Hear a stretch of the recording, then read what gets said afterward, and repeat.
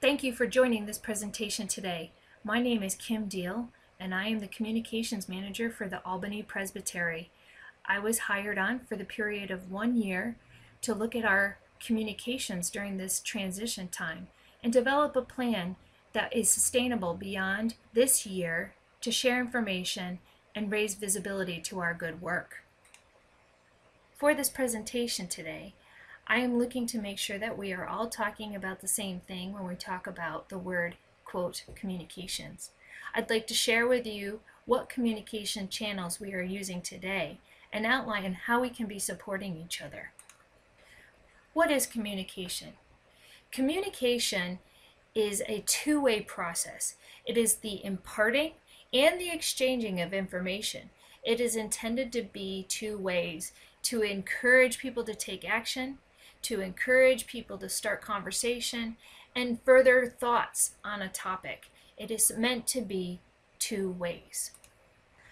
When we did the landscape assessment in December 2015, we were looking to find out, specifically in regards to communications, what is it that the people in this presbytery want to see more communication on? And there were two areas that rose significantly to the top. The first was that people wanted to see more information on support systems, whether that's inspirational messages, training, support for their personnel, maybe some congregational resources or financial resources. They wanted to hear ways that they could be getting support and find resources to do good work. The second area was building community within our presbytery. People were saying, we want to hear more about the events that are going on in our presbytery. We want to learn more about the individuals in our presbyteries, and we want to hear what's working, what ministries are successful, and how can we be a part of that. The good news is that these two areas are very symbiotic. So as we provide more support systems, a lot of times in trainings that will build community. And as we build community and share events, a lot of time resources become evident and people begin sharing support with one another. I like to think of a communications plan as an ecosystem. In biology, an ecosystem is a community of both living organisms and non-living organisms in an environment interacting as a system, and how they sustain each other and cannot live successfully without each other. And that is the same thing in our communications, that we have many different components, which I will talk about today, to our communications, which have to interact with each other to successfully share news and continue to build visibility and engagement to the things that are going on. I actually have a blog, if you're looking to have more information, where I actually talk about this on our blog site. The blog site is called What Does Biology Have to Do with Communications? I encourage you to go and take a look at this blog if you'd like to learn more. What are our current communication activities that are going on in the presbytery? We have obviously meetings, we have our newsletters and our emails, the website, blogs, our social media channels, and we are still using postal mail for a few people to get the word out. It is hard to beat the results of working together in person, to share resources and support each other and build community. It is hard to beat the results of working together in person, and meetings are a great place to do that. But unfortunately, we all have very busy lives, and either due to transportation, obstacles, or maybe just a busy schedule, sometimes it's hard to get to a meeting in person. Although we recognize that meetings are really the gold standard when you've really got to get the work done, we are also looking to leverage technology, as we have been doing in the past, but even more so, to help people attend and engage in meetings in ways that maybe they haven't before. We have our newsletter, the e-news, and our emails communications. We use this information to get out important reminders and announcements and just to share information. We actually just rolled out our new content and design for e-news, and we've been focusing on what we've heard from you. What is the content that you want to hear, that you need to have it easier to read, easier to share with people, and easier to get access to? let me share with you what the new e-news looks like. This was our latest e-news that went out, at least as of this recording, in March. The e-news currently starts with a letter from Shannon where she highlights some important news and announcements that are going on in the presbytery. She's our transitional presbyter at this time. We have a prayer list that we want people to be focusing on and praying for in our community. We have our blogs, or just like any publication, our articles that are talking about what's going on and news, sharing news in our presbytery. And then we have our calendar of events where we actually list many of the events that are going on in our presbytery, and then a link to our calendar for more information on events that may not be listed here. If you have events that you would like us to be sharing in this presbytery, please send them to us so we can get them on our calendar. In addition to using the e-news to share information, we're looking to engage people more directly, and we would like to get more people signed up on our e-news so they can hear directly about scholarship and events and things that are going on in our presbytery. The way to do that is twofold. We have two ways that you can currently sign up on e-news. You can take this form to a meeting and have people sign up and then send it to the office, or you can subscribe directly on our website. If you're looking for that form, the form is under About Us, e-news, and then the form is right here. That will get you to the form that you can fill out manually and then send it to the office to have it added to the e-news. But another simple way you can do it if you don't have the form is simply to go to our website and click on subscribe. So you don't need to necessarily have the form. You can bring any device that's connected to the internet, go to our website, click on subscribe, and have people add their email directly there. It's a great way to start getting the news out in a more timely fashion. The next big part of our communication plan, and what you've seen already, is our website. And in September 2015, we rolled out a new website that is a mobile responsive web design. What does that mean? That means that whether you're looking at a screen on a desktop, a laptop, a tablet, or another mobile device, the content is always resized to fit on that screen, so the type isn't so super tiny that you can't read it any longer. So why is a mobile responsive design important? It's super flexible. It gives our users a great experience, and it's also a great investment because this technology, mobile responsive design, is here to stay for a while. Making the investment now on getting on a mobile responsive platform is a great way to start getting people attracted to your site and then being able to build from there. Google actually rewards sites that are built mobile responsively. So if people are going into Google and they're looking for, I'd like to find a church in Albany, New York, for example, they may come and find us because we are a mobile responsive site. And then we can redirect people to congregations that are in our presbytery in the areas that they're looking for. And why is that happening? It's happening because we are being rewarded as a mobile responsive site. And I can look at the Google Analytics and see that this is what's happening today. People are finding congregations and looking for information and finding us first because of our mobile responsive site. I do have a blog that I go into a little bit more detail about that, and you can find it here at How the Right Website Strengthens Communications. I'd like to show you how our site is actually mobile responsive. If I go to our home page, you can see up at the top, here are all of our menu options. When the mobile response site resizes itself for another device, what happens is the menu is now on these three bars on the right hand side. This is a standard design for a mobile responsive site. This is not something we've done. This is how it's done now.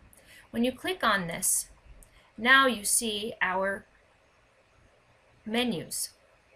And if you click on here, these are where the menus would be, just as if they were at the top of the screen. Let me show you what I mean by saying the content is resized for your device. Currently, here's a blog that is on our site. If it's on a smaller site, you can see that the text wraps around to fit that new window. And as I make it bigger, again, it resizes to show that content to fit the window. This is much more flexible because of the many different types of devices that people are using nowadays to look at content on the internet. Also, as you can see, our website analytics show that over the last 4 months, we are indeed increasing our visits to our site. And a lot of this is because we are a mobile responsive site and people are finding us through organic searches in Google. But it is also a reflection of the success that we have had with our blogs. Our blogs are driving a lot of traffic to our site. This spike here was due to when we posted the resolution for Syrian refugees back in November. And then this one here is when Donna Alaya posted about Hoosick Falls and the water crisis that was going on there. So as you can see, a lot of these spikes are when we are posting blog sites, and it's bringing people to our site because they want to learn more. You can see this here even in Facebook. Facebook, again, we're driving people to our website, which is best practice. But some of our higher Facebook posts or more engaging Facebook posts, again, were when we had blog posts that we were driving people to our site. People were clicking and they wanted to read more. And this brings us to blogging with the Albany Presbytery. Why do people want to blog with us? Well, in the past, it's really just as simple as why do people want to write an article to tell people what's going on? Well, that's just it. We need you to share information on events that are coming up, fundraising events, interest-based events, advocacy, maybe some training opportunities. We need you to share information so that people in the presbytery can learn about what's going on and why it's important. You can learn more about this right on our website with Blogging with the Presbytery, where I've actually written an article to talk about how to do it. If you'd like to learn more, take a look. These are currently our social media channels that we're using. We have Facebook, YouTube, Twitter, LinkedIn, and Instagram. This is Facebook. The thing that's important about Facebook is that when you come to our Albany Presbytery page, that you like our page. It's very important. Social media is successful when people engage. What does that mean? We need you to like, we need you to share, we need you to engage in communication. Facebook and other social media channels have complicated algorithms that determine what posts wind up showing up in people's news feeds. In this case, you can get a lot more engagement and visibility for an article if you have people just like or share the content. For example, down here, we had a post that we shared, and then it was liked 5 times so far in this case. This information significantly increases the engagement and will wind up putting it in more people's news feeds and raise visibility even more. So as you want to raise visibility for an event, or if you see a resource that we've posted that you think is helpful for maybe the peers in your community, like it, share it. That will not only help you, but it will help to raise the visibility of that important post to other people who may be engaged in our Facebook. The next one that we have is YouTube. We do have a YouTube channel. It's Albany Presbytery Org Troy, or you can just type Albany Presbytery in YouTube and find our page. I would encourage you to subscribe, as you will get a notice whenever we add a video to our channel. We actually don't add too many videos, so you're not going to get too many spams, but you will be able to see when we do add something that's exciting to our YouTube channel. So I encourage you to subscribe and share this information. Twitter. We do have a Twitter feed. If you are engaged in Twitter, we ask you to come and follow us on Twitter, retweet.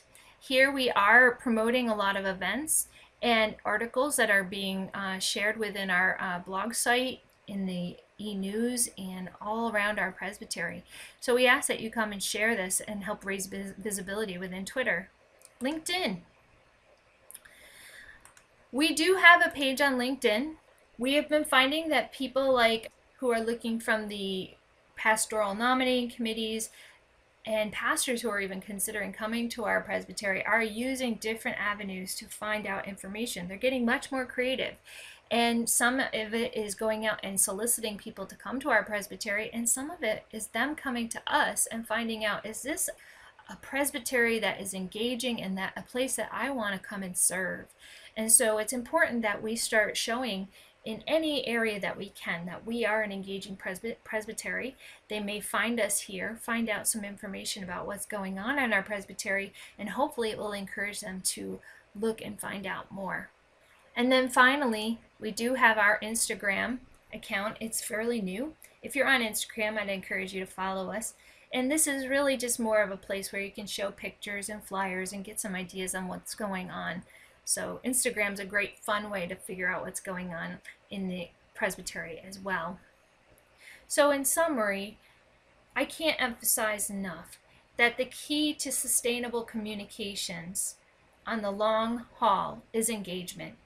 We need you to be engaging in meetings, and if you have obstacles, reach out and let's talk about what technology we can be using to break down those barriers.